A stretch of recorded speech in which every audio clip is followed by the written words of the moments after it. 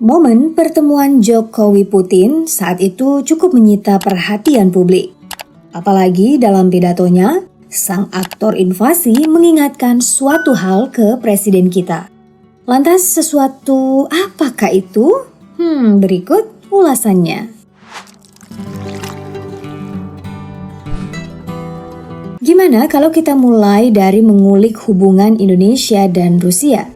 Tsar Nikolai diketahui pernah ke Batavia pada 23 Februari hingga 1 Maret 1890. 4 tahun kemudian dia menunjuk Bakunin sebagai First Consul di Batavia. Jadi ini nih masa PDKT negeri beruang merah dengan tanah air. Mereka semakin dekat saat Bung Karno bertemu Nikita Khrushchev pada tahun 1959. Sayangnya di masa Orde Baru hubungan Indonesia-Rusia sempat renggang karena sentimen anti-komunis. Namun pada tahun 1989, Soeharto mengunjungi Kremlin untuk mengajak baikan.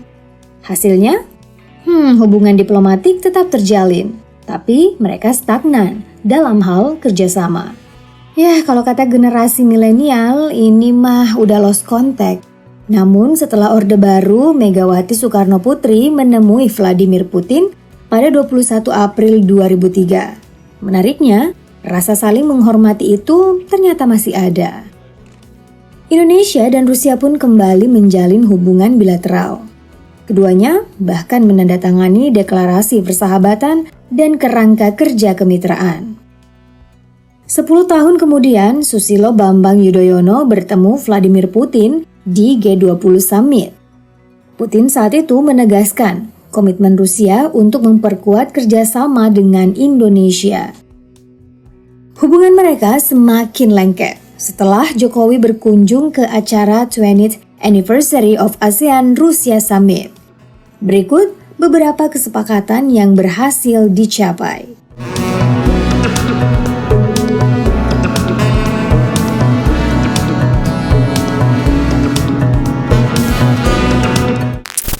Setelah mengetahui hubungan mereka, kalian udah bisa nebak nggak apa yang diingetin Putin ke Jokowi?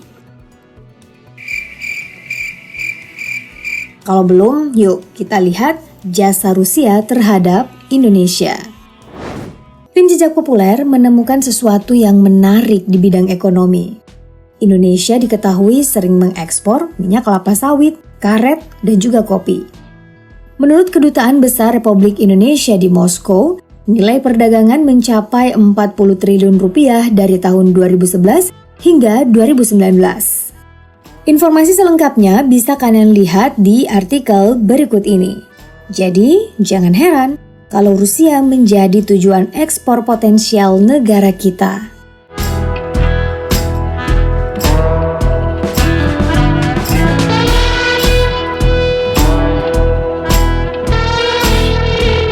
Selanjutnya, ada kerjasama militer teknis yang disampaikan Sergei Shoigu pada tahun 2020. Menteri Pertahanan Rusia ini melihat Indonesia sebagai mitra utama di Asia Pasifik. Seperti yang dikutip dari laman CNN Indonesia.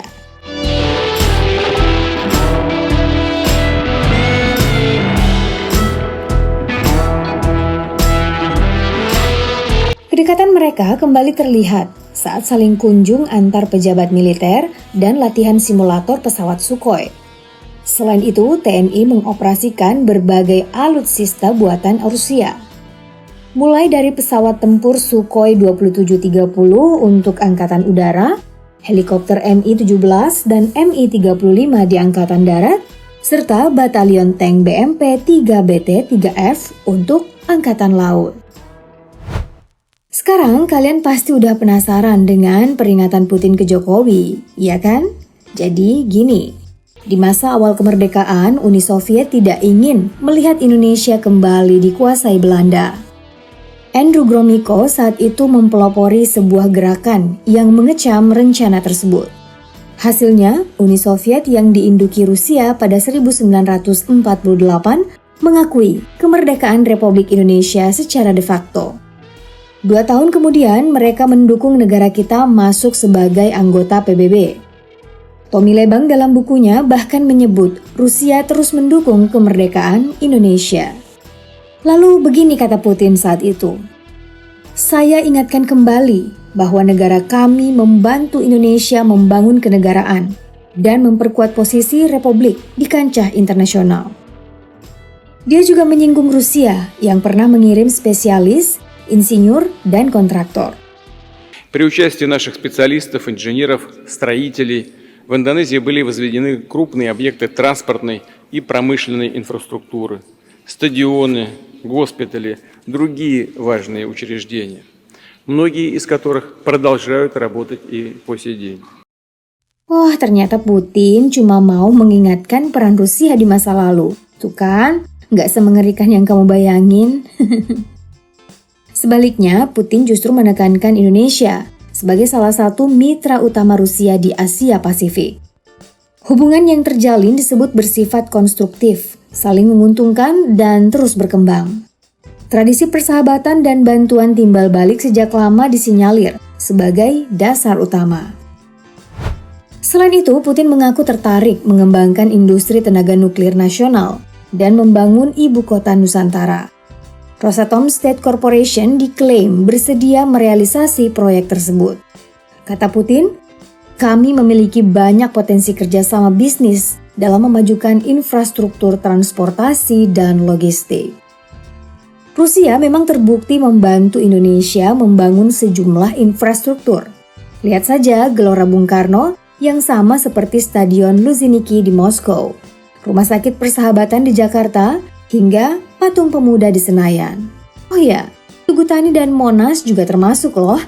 Selain itu, teknisi Rusia terlibat dalam pembangunan di Palangkaraya dan Projakal di Kalimantan Timur. Kalau kalian masih ingat, mereka juga membantu kita merebut Irian Barat.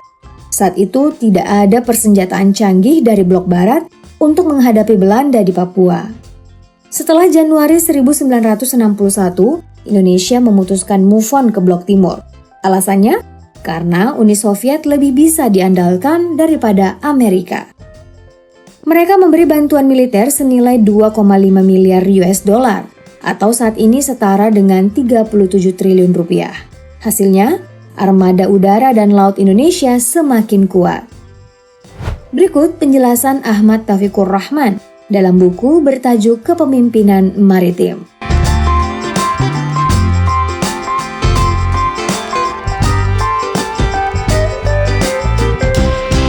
Setelah Belanda angkat kaki dari Papua, Republik Indonesia menjadi negara yang paling ditakuti di Asia Tenggara.